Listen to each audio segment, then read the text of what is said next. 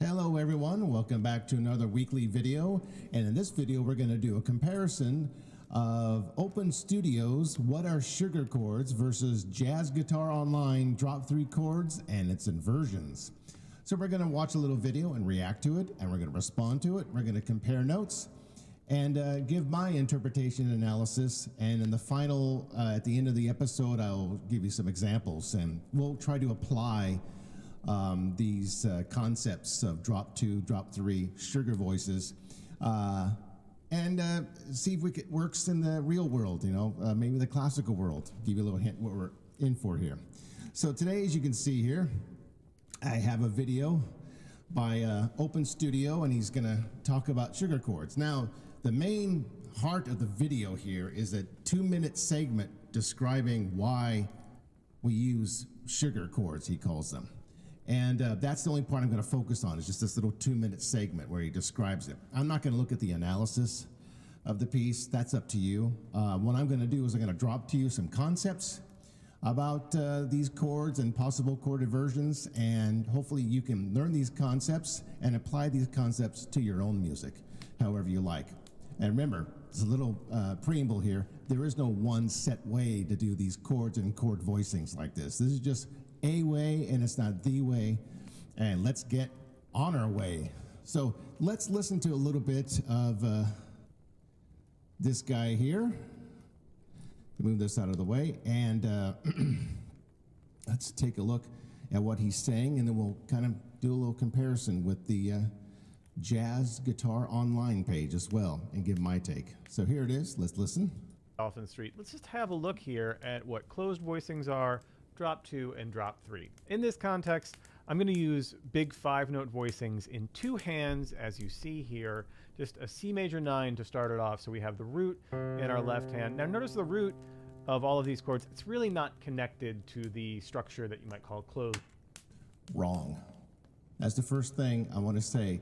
The root, or the bass line, is very connected to the rest of the voicings in the chords. Maybe you should listen to some Bach chorales, because the reason why he's wrong here about there's no connection between the bass notes, or the root as he calls it, or the bass line and the other voicings, I got 2 words: figured bass. Now in the old days, composers used to use figured bass when they would write or improvise.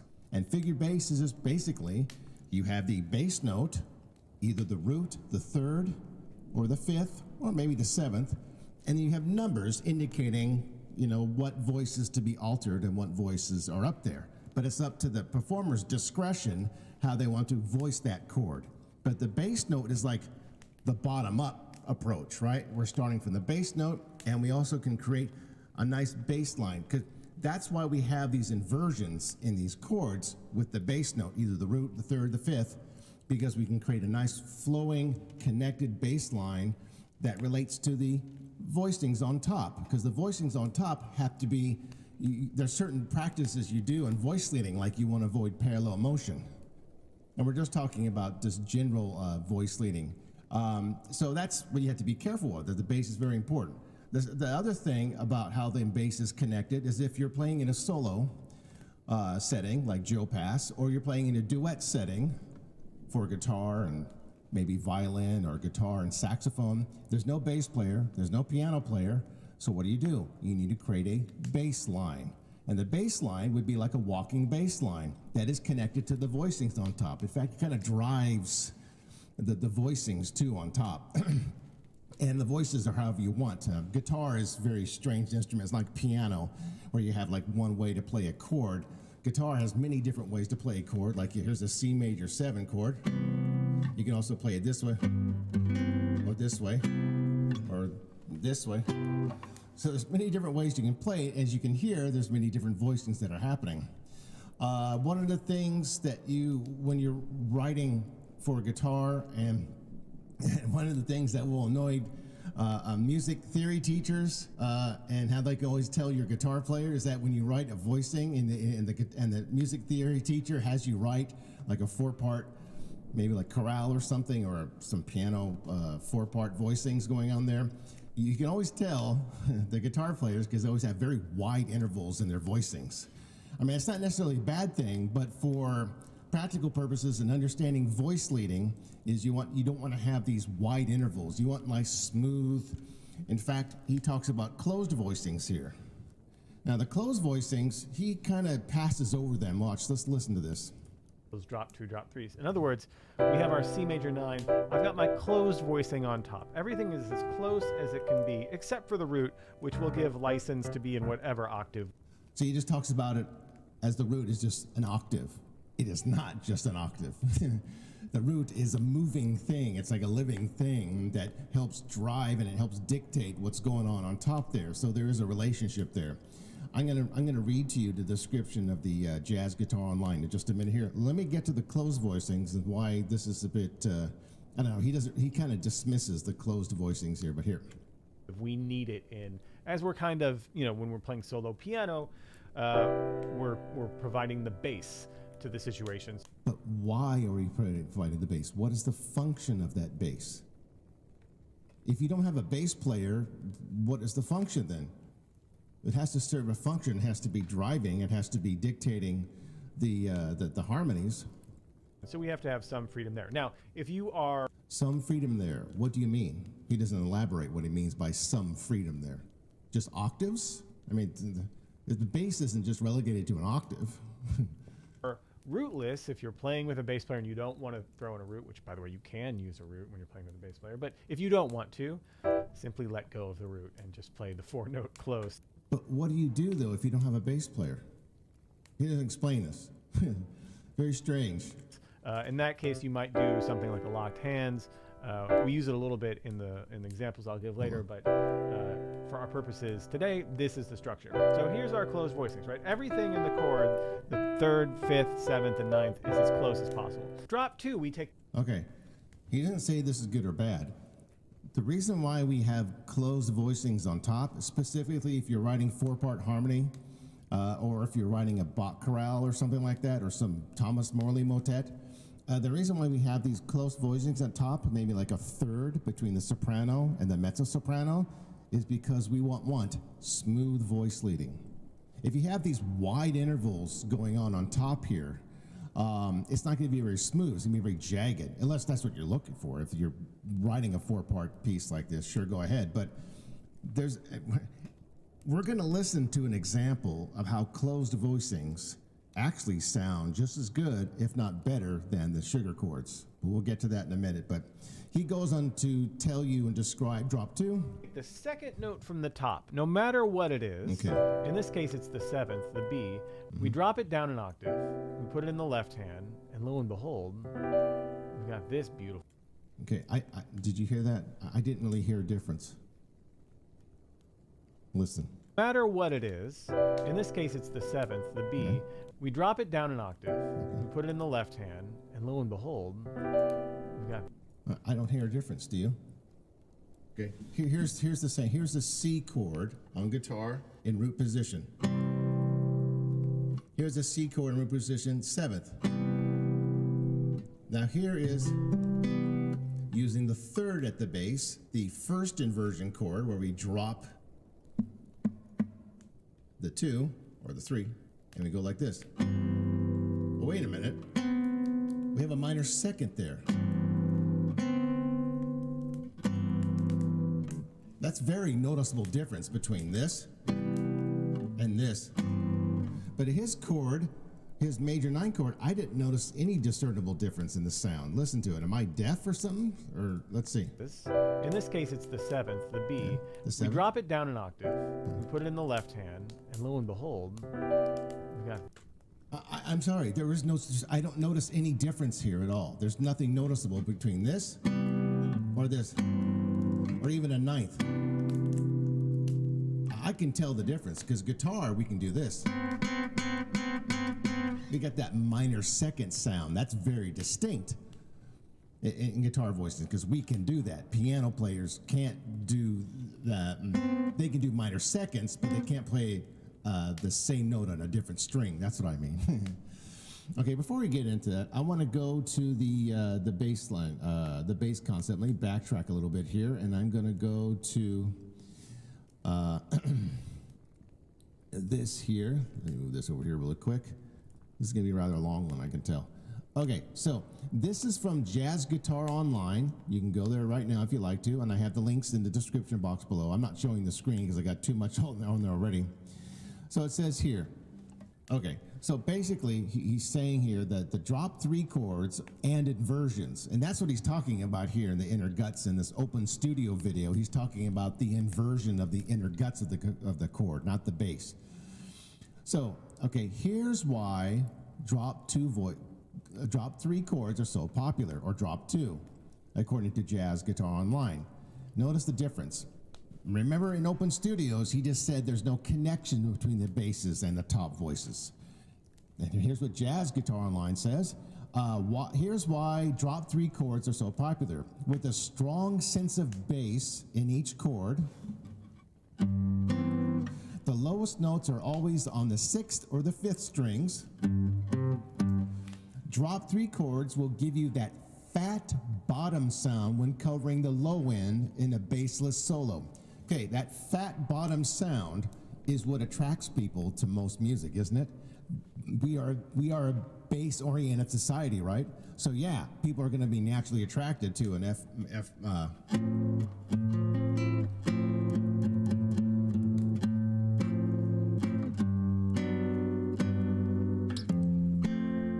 See how the bass line? See how it's connected? Let's go here. Because, he says here, continues on, Jazz Guitar Online, because there's a string skip in every shape, right? Right, we have either adjacent, well, we don't have adjacent, we have a string skip, where we can skip a string, non-adjacent strings.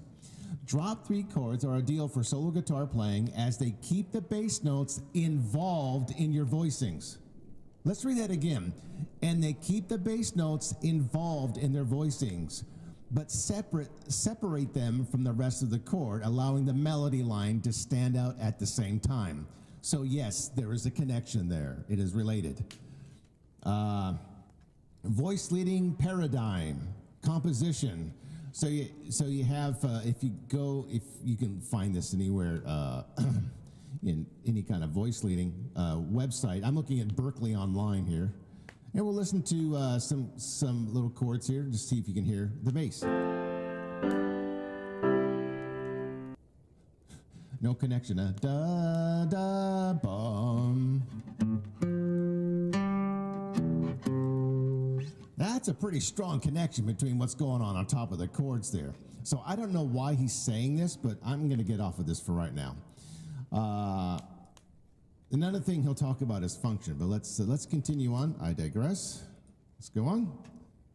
This beautiful voicing. Look at this. Now notice how everything's spread out here. Yes, okay. Beautiful. I didn't really notice anything. There's a big spread between the root and the 7th, and then there's a 4th, a 3rd, and a 5th. A big spread at the top as well, right? Okay, that's just called an inversion, right? We invert the chords. But is that really ideal? Do we really want that spread, that big of a spread, that wide interval of a 6th or 5th? Because if you notice here, you notice the major 9 chord in closed position. Then you notice the major 9 in the drop 2. Then if you notice the major 9 in drop 3, it's back to closed voicings on top.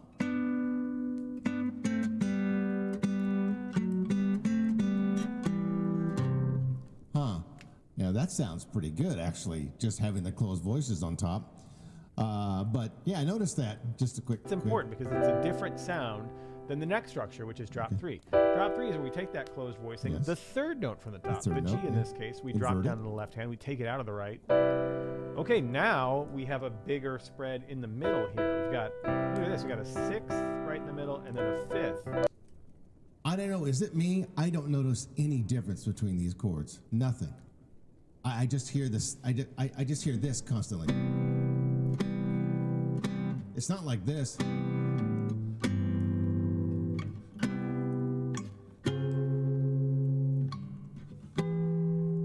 I hear a big difference in that, in timbre, and in voice leading, and in spread. I can even do this.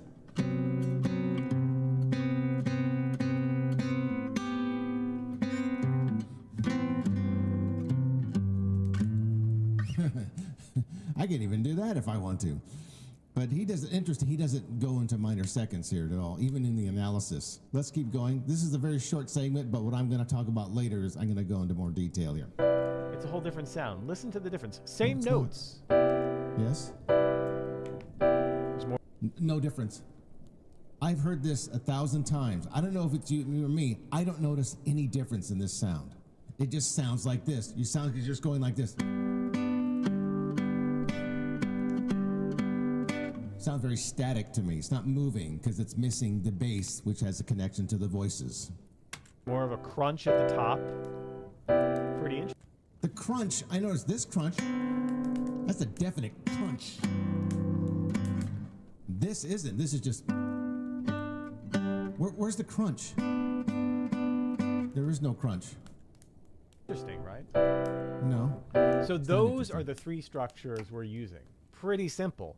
We know Well, kind of, but not really. these in all inversions. We work on them in every key. You can take it through your favorite tunes, kind of like what we're about to do. Okay, that's it. That's the whole segment. He doesn't really tell you what the chords are. He just describes their sort of their function, you might say. And the one thing I noticed listening to this for the 1,000th time, I didn't notice any distinction between the two. So so one of the things that I wanted to talk about the differences here. The first part of the video, I ignored like the first minute and a half because it was spending too much time being cute with fancy graphics, so I just ignored that. Basically what he's talking about is really basic voice leading. It's not even just standard voice leading, it's just very basic. All you're doing is just inverting. He doesn't explain why we're doing this. What is the function of this is we need to create a nice smooth voice leading lines. This is why that's why classical composers always use thirds at the top there, because it's smooth. Okay? One thing I want to talk about before I get to any further to this, I got my list here, is that, okay, now this Open Studio does offer free sheet music, right? It does give you some sheet music right here. It gives you one piece, Sugar Chords, the Adam Madness Guided Practice Session, this is all they give you. That's it. They give you one piece of music to analyze, and basically after you have to sign up for it. And once you sign up for it, Open Studio will constantly spam you in your email to give you offers. Start today for $17 a month. Regularly $70 million. Genius chord warm-ups. So they offer all these kinds of services here if you pay for a monthly service, and they only give you one page. That's it. For this particular lesson, it's just one page. Now the Jazz Guitar Online about drop 2 chords and their inversions gives you not just one, but gives you 2 sheet music. And the first thing they give you is a beginner's guide to jazz guitar, and it is almost 200 pages long. Look at this thing. This is what they give you for free, and they don't spam your email either. Ever since I signed up for online studios, I'm constantly spammed with these offers all the time. Learn this one easy trick and make $1 million in 2 seconds. Sign up now for $50 million a month and become an active member in our community, blah, blah, blah. You constantly spam like that. Then you get a second book, which is 63 pages long, going jazz guitar chord dictionary. Hey, that's pretty good. And I don't get spammed. I haven't gotten any more emails from Jazz Guitar Online. No more. That's it. I just got one, and I downloaded this sheet music, and I recommend to download it too. It's free. Look at all this juicy stuff in here. It goes all the different fingerings, all the different explanations, and it's pretty simple. Pretty simple. Over here, this is what you get for sugar chords. That's it, just one. And he doesn't. One thing he does in the video, another major criticism about this video, is that he doesn't lay the foundations of building a chord. He just says they're just stacked this way, and that's about it. And you just inverted one chord in there. What you need to do is you need to set the foundation of how to build a chord, and then understand its function. Oops, my function is my camera fell. That's very dysfunctional. I don't think I really need in this camera. That's fine. Leave it there. The function. So the function is, of the chords, or any chords, the function of any chords is the tonic, subdominant, and dominant relationship. Those are the function of the chords. That's what they serve as. That's important to understand. So backtrack. We need to understand how to construct the chords. We need to understand its function. And of course, we understand how to play that. But he doesn't go into that though. Okay, so now we talked about that. And one of the things he doesn't talk about either is why. Why do we have these spread voicings on top? Like that. You know, because of texture or voice leading range. We need kind of a little bit of range in there to give more variety. And also we want to create nice motion, nice fluid motion in the chord voicings. Let's see. Now, I talked about the book. Now, we talk about the bass lines. Both Jazz Guitar Online and the Open Studio video, they don't really talk much about voice leading though. And that's kind of, yeah, that's not really good because students need to understand how this works. Understand how we can connect chords and their chord relationships to each other and how smooth they are. That's what we want to really want to pass through to you today, is this connection between the chords, and we don't want big wide leaps or intervals when we're writing good parts. If you look at any good music, even film score, anything at all, it has good smooth voice leading, and both sites don't really go into this, and this is like really important. Let's see, what else do we have here? Okay, so one thing that the Jazz Guitar Online does, let me show that, is that it talks about how to practice these chords on either the 5th string or the 6th string. So like we have here, we have an F major 7 chord right up here on the 5th string. You can also play that in the inversion on the 6th string. We have that luxury. And why do we play them on different strings like this? It's not because of the inversion, it's because we can create better bass lines. We can start here.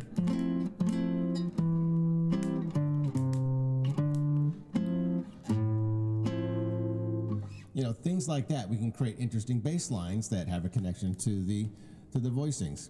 So when you practice your chords, say you're practicing a C major chord, practice on your 6th string. Now these are going to be all in the 6th string, and then 6th. There you go, right up there. That's all the inversions. We have the 3rd in the bass, right there. 7th in the bass. Whoops, and then we have the root, and then we have the 3rd again, way on the top there. Whoa. There we go. Sorry, it's all camera's all messed up. So that's how you would practice all your chords. You practice them on the 6th string, and then you also practice them on the 5th string. Here they are again. This one's a little bit harder with the 3rd in the bass. You have a nice spread there. Now that has a very distinct sound to it. It's a lot different than this. Listen to this. More spread out in the distance between the bass and the 3rd string. That's a great distance, that note there. And then we have this crazy thing way up there with that minor 2nd again, and etc. So you want to practice all your chords and all their inversions on not only the 5th string but also on the 6th string. That's something he doesn't touch on at all. Doesn't talk about that at all. So now let's see, what else was I going to talk about? I think that's about it. Now I want to do is, now we kind of understand what these sugar chords are, or these drop 2 and drop 3, as he explained it. You're just inverting the inner notes of the chord. You're just dropping the 2nd from the top or the 3rd from the top. So now, and then we have the connected, the closed voicings. So now what I want to look at, I want to apply this to, you say, the real world. I want to listen to 2 classical pieces of music. I want to see if we can spot the closed voicing or the drop 2 or drop 3, and see which composer or these composers here, which one of them actually used any of these concepts. So let's get, where am I here? Is that the one? Let's see. Okay, I don't want Tom, I want Bach. There you go, that's the one we want. So let's listen to this 4-part chorale by Johann Sebastian Bach. And let's go listen to the first part here. I want you to see if we can spot these chords, if we can spot the stacked, the closed voicings that are just stack of thirds, you know, with the, like that. Or he's using drop 2 or drop 3. Maybe he's using, I don't know, well, let's find out.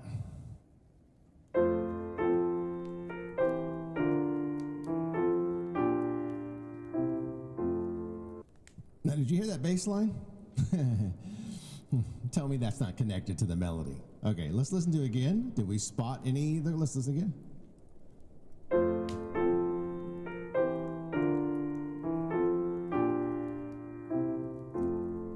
The bass line is connected because we have that tonic dominant function. We hear it very distinctly. Now, the first chord he's playing here is clearly an F major chord, and it's just stacked with a 6th. With the bass, he's got A in the middle here, like that. And then it goes down to a closed voicing. He still has, did he drop the 2 at the very first chord from the top? Yeah, he did drop the 2 down to the bass. But the interval on top is only like a 6th. And we have, and then it goes to a closed voicing with the E in the bass. It goes to the, is that a connected, is that a closed voicing? That's an interval 4th.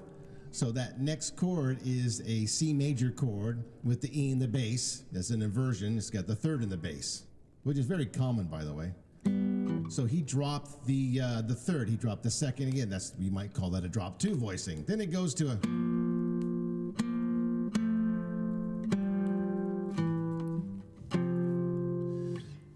these voicings here, the next thing goes, aren't very spread out, actually. They're not really big wide intervals like you would get like in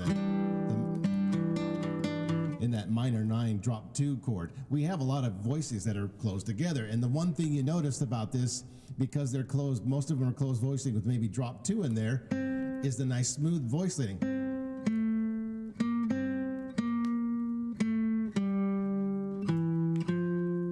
That's what you want. That's why we want to keep the intervals closer together. We don't want them too spread out. We want them close enough together. So drop 2 would be more ideal, and this is what you see Bach using. So we have a nice smooth voice line. And the furthest he has is at the 6 here.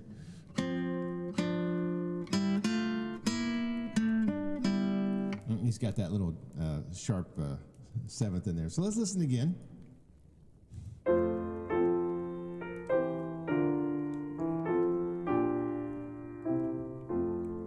Direction. It's going to the cadence there, and it has a nice, very smooth, not jagged voice leading there. It's just very close together. So that's the Bach chorale. Now I'm going to listen to a Thomas Morley piece. You're going to be very surprised at what you won't find in here. So here it is. This is called "Sing We and Chant It." Sing we and chant it while the trumpet. Okay. Let's listen to that again, and I want you to see on the screen what kind of chords he's using. Are they closed voicings, drop 2 or drop 3? I made a piano reduction of this. Okay, let's listen again. Okay. And notice the melody too. The melodies. The melody here is very smooth. There's no wide leaps, very smooth voice leading. There's not a lot of space between the notes, very little, just like the Bach one. Not a whole heck of a lot. The furthest is like maybe a 6th, but it's usually a 6th or the 4th, and then it's the 3rd spacing between the notes. And if you notice these chords here, they're all of them are closed voicings, all of them. All of them are closed voicings. So if you look at the first chord, which is G major, the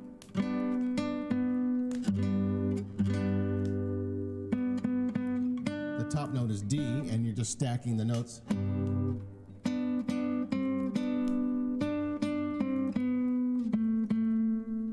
Right, they're all stacked thirds.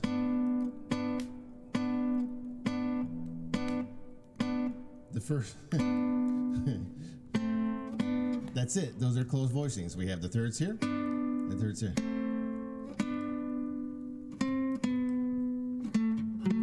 So there's thirds. These are closed voicings, but it sounds so good. We don't need those sugar chords there. We just have.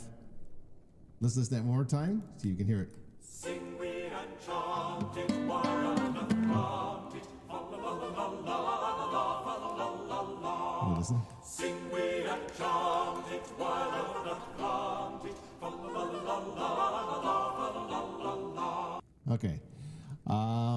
So I think that's about it. I wanted to do that comparison, and I wanted to show that that there's no one way to do these kind of chords, but it's important to learn and discover for yourself these different chord voicings. The problem with this kind of approach that Open Studios does is they're thinking from the top down of how to construct a piece of music or how to construct chords and chord voicings. He doesn't go into chord voicings at all, no voicing at all. He doesn't explain why and the function at all of what these chords are doing and why we use the different chords. And then he makes a disconnect between the bass notes and the top voices, which is completely wrong. If you understand any voice leading at all, you know how important that bass note is, because the bass notes, you need that bass note and that movement of the bass note to always moving towards the tonic or the subdominant or a half cadence of some kind. So it's really important, and I think that Jazz Guitar Online talks about the importance of a bass line and why it adds a lot of meat and juiciness to the chord, but it doesn't really talk about why that is, what the function of it is particularly. But it's important to understand that, and that all these chords are going to be left up to you, the discretion of the composer. It's not going to be this one unified way of constructing chords. Now, I wanted to touch on one thing before we go, one last thing of this kind of approach that you should be thinking about instead of thinking in this way that he's been thinking about here. I want you to think about this in the way that Frank Gambale, you might have seen these, Mysteries No More. Now, he kind of demystifies these scales here and how to learn scales. And I recommend watching his video too, and his concepts of. If you notice something about this scale here, like for example the C Aeolian or the C Locrian, or C major scale. Notice the C major scale. Does he show here that it starts on the root? No, it's not starting on the root. What he's doing here is that he's showing you how to build the C major scale, its function, and how you think about the C major scale as far as its function goes. So you can start on pretty much any note. Here he's starting on F, the fourth. They're working up, they're finally getting to the root. So that's important, and not to kind of think out of, not to think in these sort of unified, granular, like linear harmony or Schenkerian analysis. Is not to think in this sort of closed, sort of unified, that there's these one way to do it. It's good to think about the construction of it and its function, and not always, you don't always have to start on the root of a chord, or you don't have to always start on the root of a scale. Let's see. Now, what's the other thing?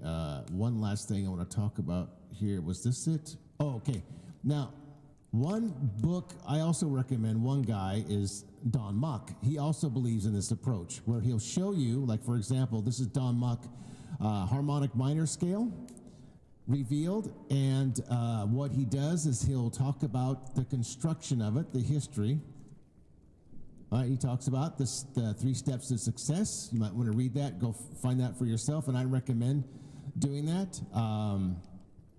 So what he does is that he shows the harmonic minor scale history. Here it is right here. And here's how it compares to a C major scale and how it compares to the harmony. Here's the harmony, how to harmonize it. He goes in he shows how to do this. Then he shows us how it's the A natural minor is derivative of the C major scale, and how you harmonize that as well using closed voicings. And then he talks about the example, how we get a harmonic minor scale, how it's built, and then he gives us an example of what you can do with it. That's a better approach. That's more of a bottom-up approach, the construction and the function of it and how it relates to all the other chords or scales in the piece that you're writing. So I think that's about it. I think I've covered everything I wanted to talk about with these kind of videos. They talk, they get really popular. They get very heavily monetized by Google, and they get prioritized other videos. And how it kind of shows the state of affairs of music education, how bad a shape it is, because it doesn't give you the tools to say, okay, use this tool and find your own way and create your own way. And the tools are, in this case, is the construction and function of something, whatever it is. And so that's really important. So I would recommend checking out the Don Mock books and the Frank Gambale Mode's Mystery No More. And don't forget Joe Pass. Joe Pass has a very interesting take about chords as well. So that's up to you. You can go find that out yourself. But I hope you enjoyed today's video. And like and subscribe, and leave some comments there if I'm wrong about something, or maybe I'm right, or I don't know, whatever, negative, positive, it doesn't matter to me. Anything at this point. This was a longer video as usual, and I hope you enjoyed it. And don't forget to click on the links in the description box below. That's really important to download some of these things, check out these things, especially understanding voice leading. I got to leave that before we go today, because he doesn't go into voice leading at all, and that's really important, especially when you're playing like Joe Pass music or something like Joe Pass. It's like really important. He doesn't really go into too much detail about that. But okay, that's about it in today's video. Hope you enjoyed it, and we'll see you in the next video. Bye-bye.